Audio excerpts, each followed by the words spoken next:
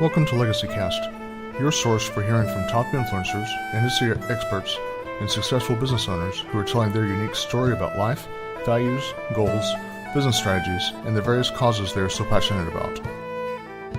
Future generations will come to be impacted by what is happening today, whether positive or negative, and our mission is to focus on what is going to affect change for the better.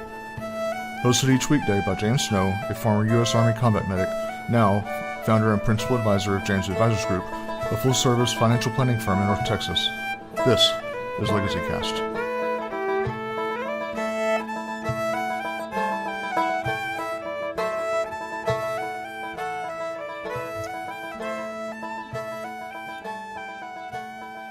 Well, hello everybody there on Facebook.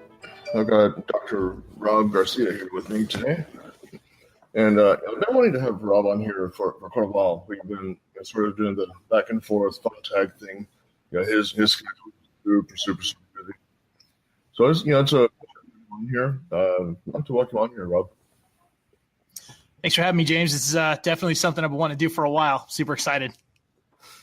Cool, yeah. And like I say, it's an honor to have you on here. Certainly a pleasure.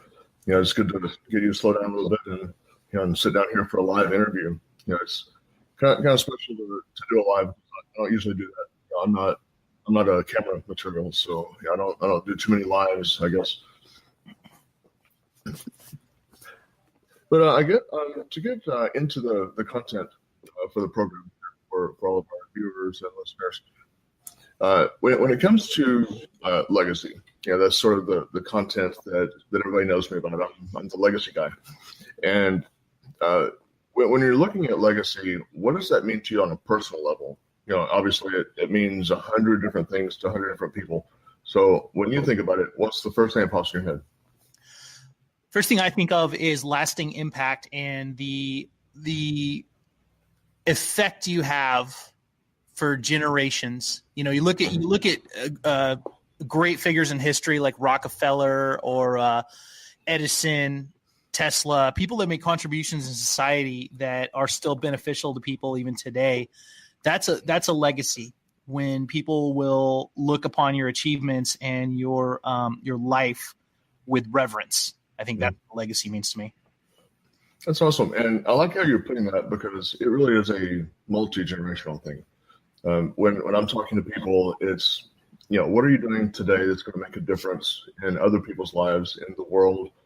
Things that it's like your story being told your way about what you care about, what you're passionate about, the things that you love, the things that you've created, the problems that you've solved, so that many generations from now know who you were. And it gives you a chance to tell that story your way.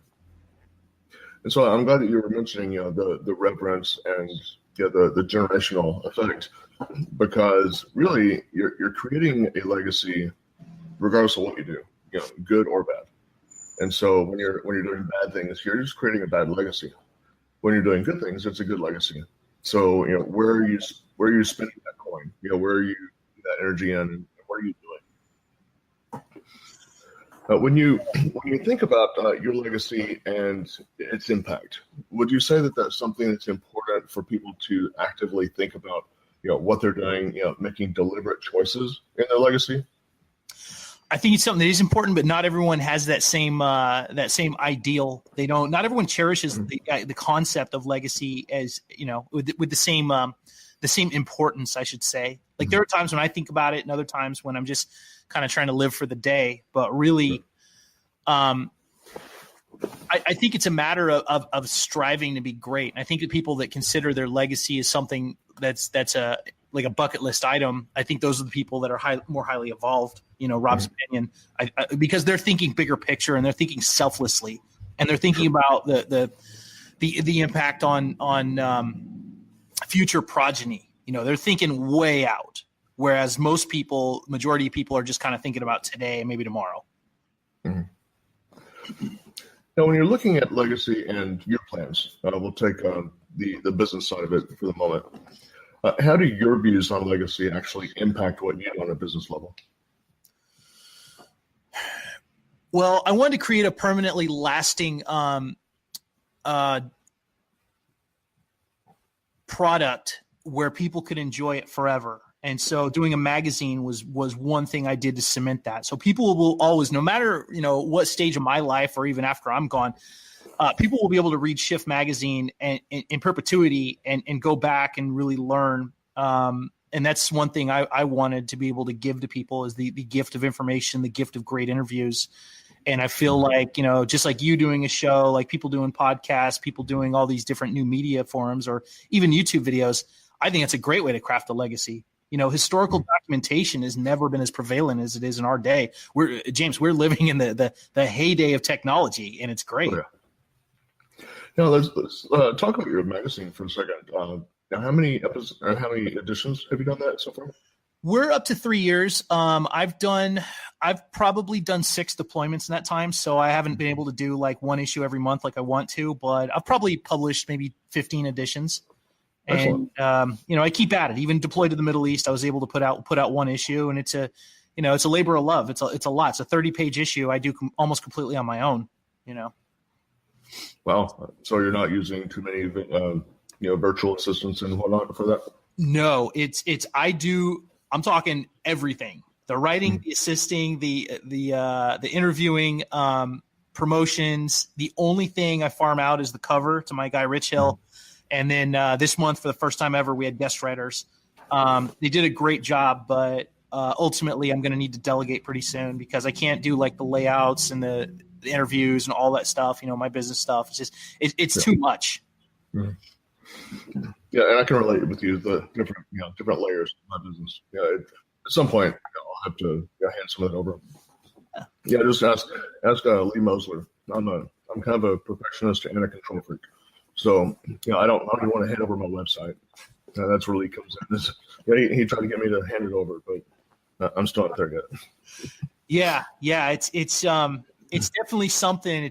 I look at it as a character flaw in my own personality because, and it's kind of egotistical, at least in my case, because we tend to forget that it's. Other people can do what we do. We're just so ingrained in our habits, and like you said, being a control freak and really want supervisory control over. This is our baby. This is our standard for ourselves. And so to hand it over to somebody and to have that transitional period, it definitely is tough sometimes. Yeah, I agree. And just looking at some of the comments here of our viewers, Abigail agrees. You need a nice. The French mustache. You got a few other listeners or viewers here. Mark Dudek and Richard Kaufman are watching, so it's cool to see them on here. Yeah, Richard's listening while wrapping presents. Nice. Yeah, Mark and Richard definitely are making a great impact with their efforts, and they're characters. I've known them for a while, and they've always been very supportive. And they're the dynamic duo in my life, just helping me get motivated every day. So does that work to get you motivated? Sometimes, yeah. Just like everybody else. Sometimes I have those days where I lay in bed and I'm like, why even get up? and then think about Kaufman, and he's probably like doing something awesome and working on a book, and Mark's out there like building something and helping people. And so I realize that sometimes it's not about me,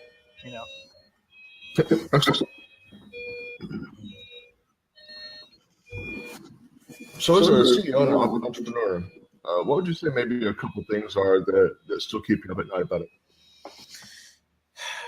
Right now, it's at that point where I'm trying to expand, and the money's good, but the money isn't stable. Mm-hmm. Just like a lot of people, there's a certain breaking point that what Malcolm Gladwell calls the tipping point, where you've reached financial stability, so you don't have to worry as much. And I'm still kind of paving the way there. It's feast or famine. I'm doing well, but I'm still working on stabilizing the business model. Just steady clients booked in for the rest of the year. People buying my tactical CEQ course, like all this different stuff, ebook sales. That's what keeps me up at night. Is just thinking about how I can get wide enough exposure to make this a thing. Yep, I can relate with that. So you believe it's important for people to create not only the business plan, but also financial plan and other key strategies for themselves and their business in order to sort of stay on track? I'm Rob, the Warrior Strategist, baby. Like strategies are my bag, and at least once a week I sit down. I have a strategy session, and I draw a lot of diagrams. I use a lot of pictures. I use a lot of timelines, graphs, milestones to keep myself on track. Daily taskers leading to weekly goals. So absolutely.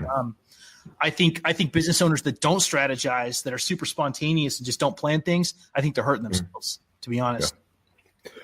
How do you feel about our brothers and sisters that sort of fly by the seat of their pants and don't feel like they need that? I understand the mentality, but I feel like if they sat down and they actually like wrote out their goals, I think they would do better. Because as I tell people, you can have too much execution and you can have too much planning. So those people are all execution. And then the people that plan too much never actually like have the courage to do anything. So you got to draw that fine line contingent on your personality. Yeah, and you don't want that paralysis by analysis going on. But at the same time, I like to look at it sort of as a roadmap when you go on vacation. You can take off from San Diego and try to come here to Dallas, but if you don't really know where the construction is and the detours and what have you, then you might end up somewhere else. You might end up in Chicago, and you don't want to do that. So you want to end up where you're trying to head. No, absolutely. And for me, the ratio is the Pareto principle, so 80-20. So I spend 20% of my time planning and then 80% of my time executing. So my planning time has to be very specific and very deliberate. So what do you think the most common reason is that entrepreneurs are giving up or failing? The most common reason is frustration, because I see too many people selling out of desperation. They try and sell things when they're having an emergency. They try and raise money without putting thought into it. You cannot artificially force sales. And I think a lot of business owners need to learn this lesson, because I was that guy a few years ago. You have to have an audience first. You have to have trust built up. You have to have a network of people that will support you. And until you get there, it's a very rough road for sales. It's very rocky, and you've got to build yourself up first and establish yourself as a credible person. So when you go through those lean periods, especially if you have a family, it's rough. I've had to go get a day job, and I'm just supporting me. But it's people give up because they don't see the initial results, and they've hit failure one time too many. And if they just stick it out and they just steady the course, you can get a day job, be comfortable, and do your hustle on the side. And then once your hustle takes off and you have steady income, then you can make that swap. Yeah, that's something that I've encouraged quite a few people here recently, is even though you want to take that hustle and you want to be able to pursue your dream, if you're not to a place where you can do it standalone, then you definitely have to think about what is that side hustle that's going to keep you going. Yeah, exactly. And when you were mentioning the different things that can cause failure, I like that you're mentioning as far as product, because so many people feel like they've got this, the next best widget. They've got the perfect, reinvention of the mousetrap, but they may not be in the right location for it. And so, you may have a great product, but you have to also think about where you're trying to sell it or who you're trying to sell it to. Is there demand? Yeah, it doesn't matter, if it's a good thing if you don't have anybody to buy it. Yeah, exactly. So that's part of that research. Exactly. Market research is crucial. Polling your audience. I mean, before I even write an ebook, I take a poll and I say, which one of these would you guys buy? And then guess what? You probably don't even think of this, James, but by having a poll there and this list of respondents, now I've got my first list of warm leads to market to when the book comes out. That's right. That's how it all starts. Yeah. Sneaky, but it works. And everybody gets what they want. It looks like we've got Jamie Scott and Josh Costner watching us now. Yeah, Jamie Scott. Love her to death. Costner's a character, too. Yep. Let's see, Abigail has a long message here I want to try to read. Let's see, that's why she started working from home, because it allowed her time to work, focus on her business. She's blessed to be part of a team and a company that gives her so much freedom with her day and time, and love that she's working on her own dreams. Spot on. Nice. Richard Kaufman says, Gary Vee says that 9 to 5 pays your bills, 10 to 2 builds your legacy. Yep. Good stuff there. Very true. So in your experience, Rob, this both from the business standpoint and also you having the PhD. I want to kind of pick your brain a little bit here. What would be a few of the roadblocks and resources that you would recommend a new entrepreneur to be mindful of? Roadblocks and resources. Okay. The first roadblock is to get rid of the mentality immediately that you can do everything on your own. You cannot. You're only going to do a couple things well, and then a couple things you're going to really stink at. And those are the things you outsource as soon as possible.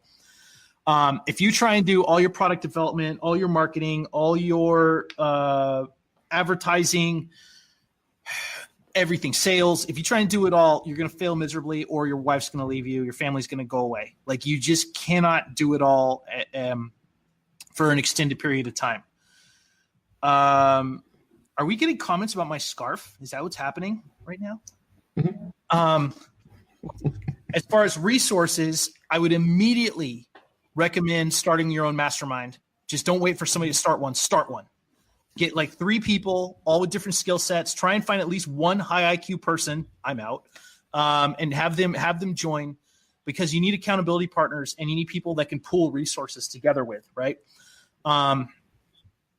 It's vital that you're getting outside opinions and views on what you're doing and other people's opinions, because you need another set of eyes. And that's very important. So those are the big ones. As far as like veteran entrepreneurs specifically, we are trained as veterans to solve problems. We are trained to tough out things. But unfortunately, that mindset makes it very hard for us to ask for help. And so the number one thing I tell veteran business owners is to learn to ask for help. And this was, something I had to teach myself. I was like, oh, I'm a PhD. I can figure it all out. No. There's a reason we have specialists. There's a reason that people have aptitude. There's a reason we take the ASVAB. It's because we all have different skill sets, and we need to, link up with people that can help us.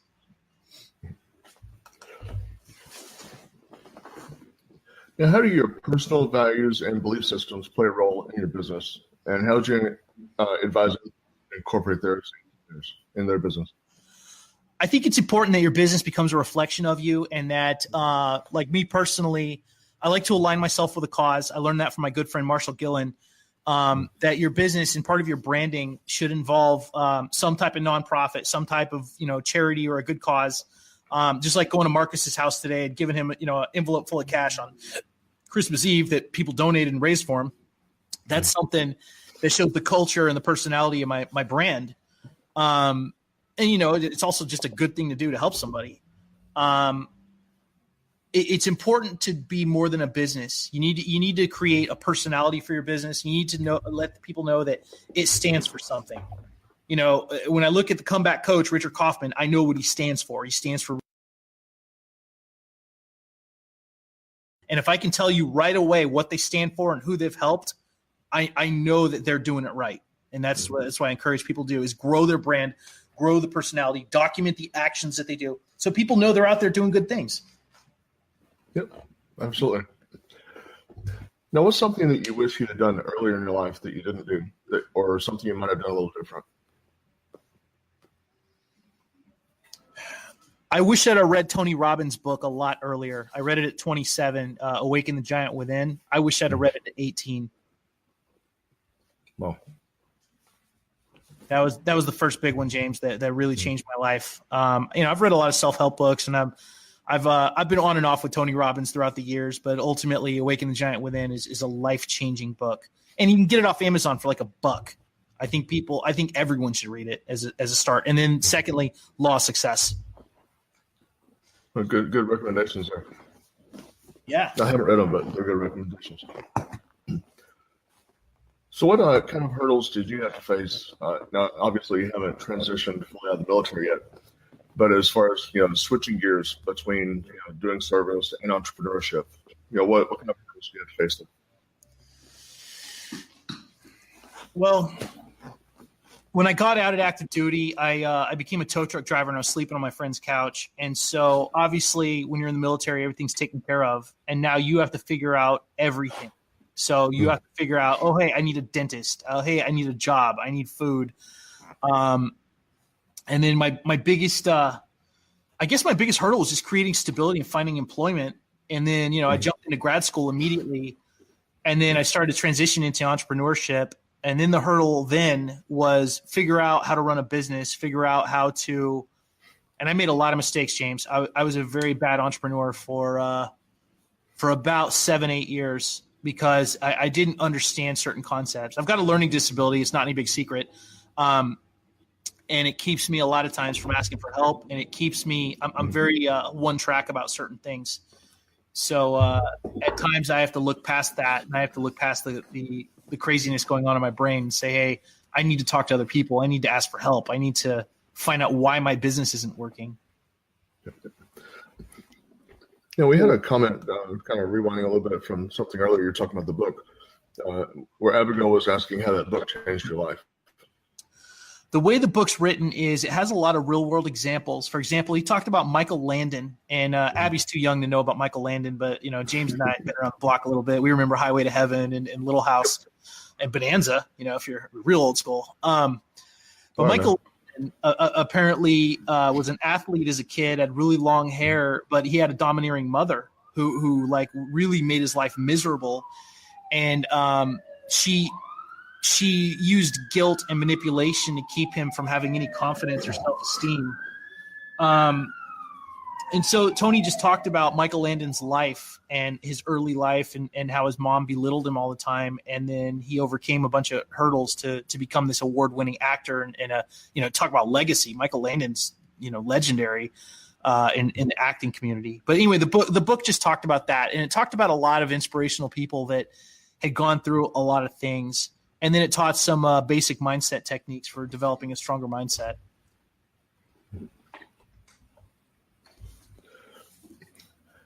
Now, when you were starting a business, the different struggles that you faced and those hurdles that you had to overcome, were those obvious to you, or did you more or less stumble on the answer over time? It was figure it out the entire time. It was nothing but problem solving and just I wasn't very structured in the early days, because I've had something like 3-4 companies, and the first were a hot mess. And so I had to, as problems would pop up, I had to really, I got better at talking to people, getting popular, figuring out what it was that I needed, to create a sustainable business model. And then it got better, but it does. I really toughed my way through a lot of it, and that's not the way to go. Yeah, I can relate with that. That's one of my hangups too. Is you run into the wall enough times and finally you figure it out, or you get a headache. Yeah, the problem with that is that you don't always have. You might have an answer, James, but it's not always the right answer, and that was my issue. That's very true. Yeah. So when you started your magazine business, how did you get started with that? Maybe talk us through that process. I knew I was writing a lot, and I knew I wanted to do some type of journalistic product. I'd already self-published like 8 books. And so I ended up just figuring out the technicals of it and finding a free host. And then I just figured out the process of it. It's just writing a bunch of PDFs and crafting them together. And then I just started I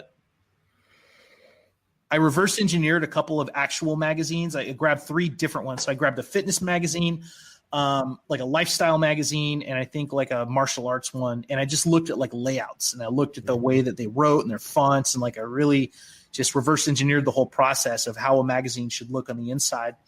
And then I just used Canva and popped it out. And eventually you get better at it. I look at my first magazine, I'm cringing. I'm like, primary colors, bad writing. And, but it got better over time. And now I'm really proud of what we put out, and the people that appear in it are really happy too. You mentioned Canva. Maybe throw out some of those resources that you've come across that really people could take advantage of. Yeah, Canva's a good one.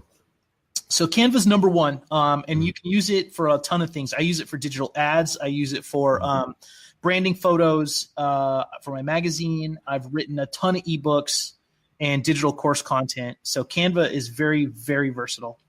Merry Christmas, Chris.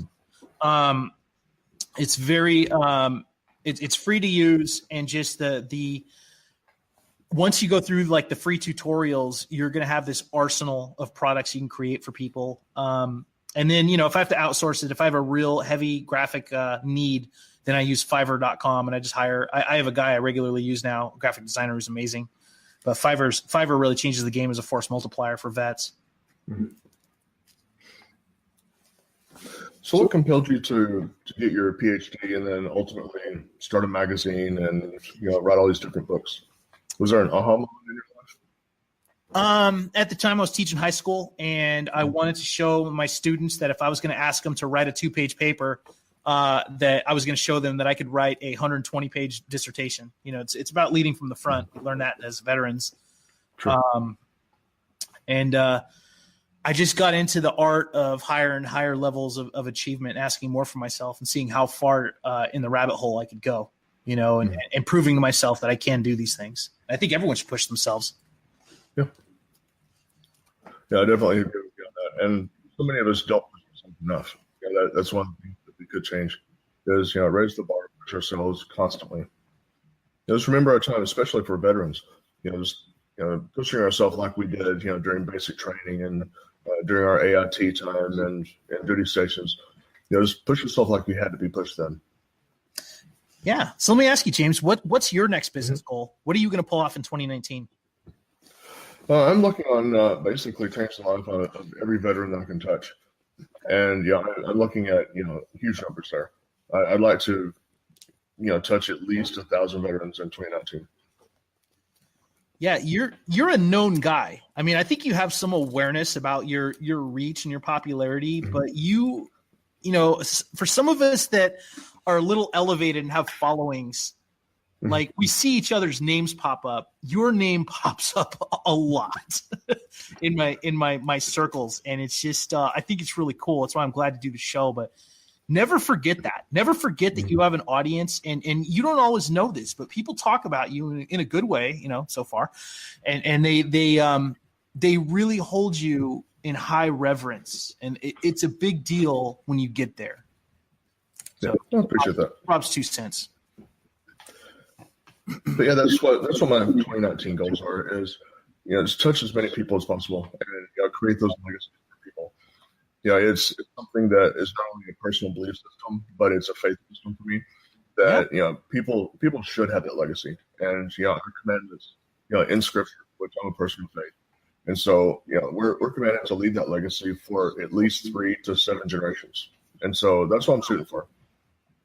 Love it. It's great. Yeah, so someday you're going to have great grandkids that are going to know about you, because I'm not going to let you off the hook. I just have to do that French pedophile mustache. Otherwise, you're going to be single forever, man. So is there a profession other than what you're doing right now that you'd like to toy with?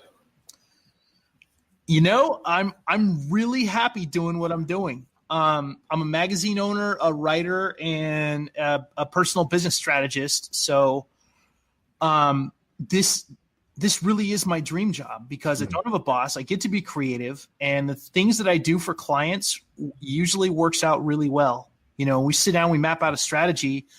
The results I've gotten have been pretty strong. My buddy Steven came over, and Steven, as you know, is starting the Business Doctor TV show next month in San Diego. And he came to the Facebook Live here, and he had 10 slots to sell, and he was expecting to sell 2. We sold all 10 in 40 minutes and had like 4 left over waiting, people on the waiting list. And he was amazed. And that's just the power of my network, the power of my audience. But that's a result for somebody that I can achieve, And so ultimately, I'm really excited that I get to help people to achieve their dreams. It's the greatest feeling in the world. So what kind of projects do you have going on right now that you like to sort of do a shameless plug for while we're on live? Right now, I'm working with Dennis Cohen on the Spoils of War and his unique gift box service. So we're doing some restructuring. We're getting more veterans to join up with goods-based products and some services. So we're doing that. I'm working with Steven on his TV show to get him more media, more coverage. Manny Wolf and Juliet Tangen from San Diego are doing a giant event in January, so I'm helping to cross-promote that as well. So that's it, man. Just helping these great entrepreneurs out to get these things up and running. And I'm very grateful for all of them. It's been amazing. And then I have a couple of people I'm working with in January, and I'm still kind of developing those proposals. But I'm just excited, man. This is such a great time to be alive, and a great time to help people and create a legacy. Yeah, absolutely. So what would you say your greatest character strength is, Rob? My greatest character strength is resilience in the face of adversity. Everyone in my family is an alcoholic or a drug addict, just about. My mom had a severe drug addiction before she passed away, and I have a learning disability, and I've been very, very poor a few times in my life, and I never gave up. I never adopted a victim mentality. I was sad and depressed for a while, but I never turned to drugs or excessive alcohol use or anything. I never hurt anybody. And I did my best to be resilient. And that's what I really want to, I want people that hear my story to be inspired and to know that they have a purpose and to know that they can do anything they want. So that's my greatest strength, is resilience. That's huge. And I agree with you that I can say that strength as well. There's something that all of us who know you and watch you, we pick up on that. Let's flip that coin over, though. What would you say your greatest weakness would be then? My greatest weakness still is not being honest with myself about asking for help. I've gotten a lot better at it, but it's the number one thing, is a little bit of procrastination about doing stuff. Like today, I did something I should have done a month ago as far as some financials for one of my events. And it feels great to be done, but I put it off for way too long. I really am at some things, it's almost a compulsory level of procrastination, and I need to stop that. That's what hurt me in school, is I just didn't want to do stuff. So where would you say you get your best ideas? I create a creative period within my brain by taking a cold shower, popping 2 alpha brains, and then going for a run. And the 3 hours after that are my best creative time. That's when my ideas come out. So I usually go to a coffee shop with graph paper and colored pens, and I start writing out stuff, and that's where the real wild stuff comes out. Cool. So you're not wanting to go to the head to get your ideas? Yeah, it's interesting to supercharge your brain and to see what you come up with in an optimal state. And I'm lucky I've been able to isolate what does it. Cool. So if you're to describe at a very high level what the process is behind what you do in business, how would you describe that to somebody that's wanting to get maybe to follow your tracks? It's high-level business analysis and implementation. And what I mean by that is, let's say somebody hires me and they're like, okay, Rob, I want to work with you for a month. I want you to grow my business. And so it starts off, I look at everything. I look at their website. I look at their appeal. I look at if they're boring. I look at their services. And I just do this top-down analysis. And I find out what the process is for someone to, hire them or buy from them. People that want to do what I do, like business strategies, they need to understand there's a lot of elements to it. You don't just jump into this business. I've been doing this for years, and I've gotten better at it, but it definitely it's something you have to try over a period of time. You have to fail a lot, and you have to be honest with yourself. So the process, it starts off with knowing your limitations. It starts off with understanding what you can do and what you can't, James, because you know this as a businessman. You can't always service every person that comes to you for business, even if you want to. There will be people you will have to turn down or recommend to somebody else because it's outside your skill set. Mm-hmm. Jamie says, I respect that about you, Rob. You could have turned to drugs easily and you didn't. Thank you, Jamie. It was there was a lot of drug use in my family, and I just something told me, hey, don't do this. Walk the higher path. Yeah, I agree with the point that you were making as far as not being able to help every person. One thing that I remind myself of is it's like when you're trying to solve the entire problem, if you just start one person at a time, that's how you get there. And there's only so many hours in a day. And so, during those hours, who can you be most valuable to? And even referring to someone else is bringing value, because they may not be the best fit for you. You may not be the best answer to their problems. And so, passing them to another person is yeah, and it creates prosperity for one of your friends. I mean, it's win-win. I always tell people to be honest and with their assessment of what they can do and what they can't, because some people, some people will ask you to do stuff. They're like, oh, hey, you do this. I'm sure you do it, blah, blah, blah. And I'm just like, no, I don't do that. I've never done that. And if I tried to do that and you paid me money, I would fail miserably, and I'm not going to try. It's part of integrity in business. Yep. Absolutely right. So kind of a trivia question for you, Rob. You're going to love this one. What's something about you that most people don't know?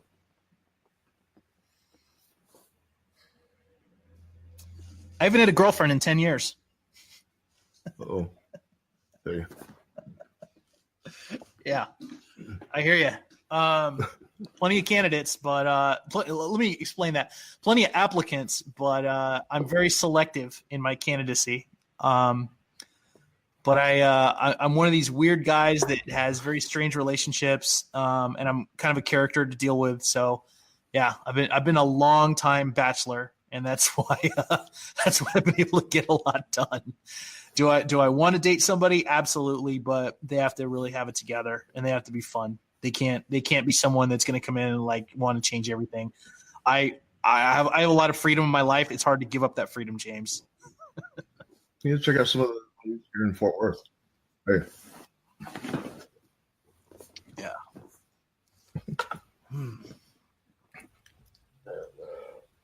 Well, that's kind of the end of our structured questions.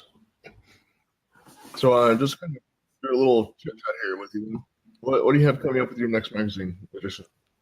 The next magazine, we're ironing down who's getting the cover. I have somebody in mind. I got to follow up with them, and then it's going to be sometimes it's a themed issue. Like this last one was the nonprofit. The one before that was fitness.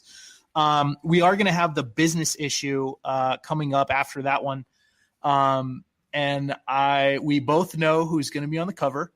They are a very, very respected high-level business person in Europe, an American Army vet in Europe, married to a much younger, very attractive wife. And for those of us on the inside, we all know who this is, but he's going to get the cover. But the next issue is going to be kind of the grab bag, just a little bit of everything. We're going to review a couple podcasts. We're going to have an influencer for the cover. And then I'm still kind of putting together the content.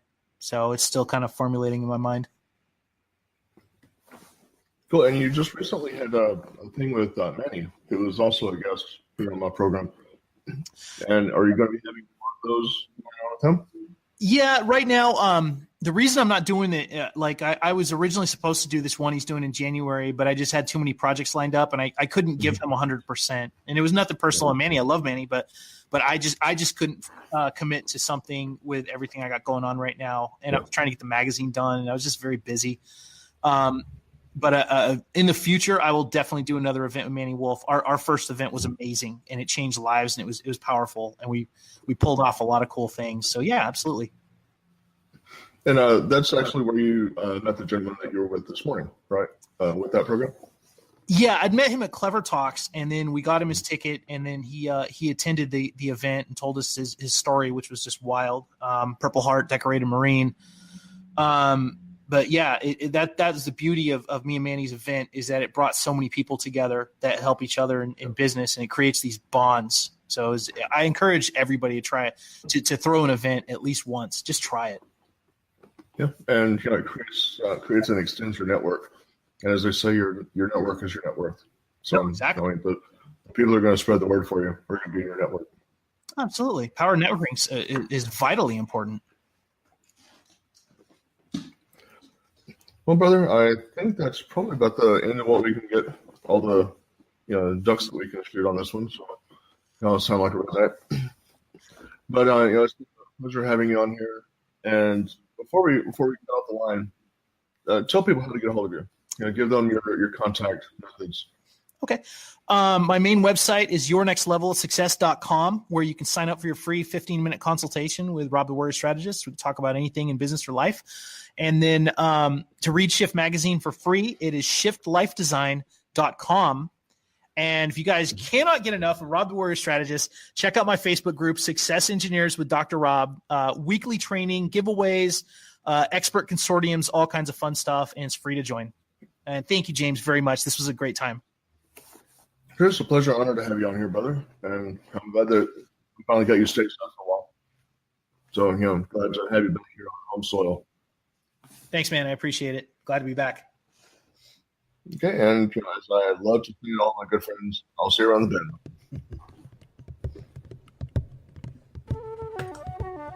You've been listening to Legacy Cast. Thank you for joining us today, and be sure to come back next time as we speak with more top influencers, industry experts, and business owners from around the world.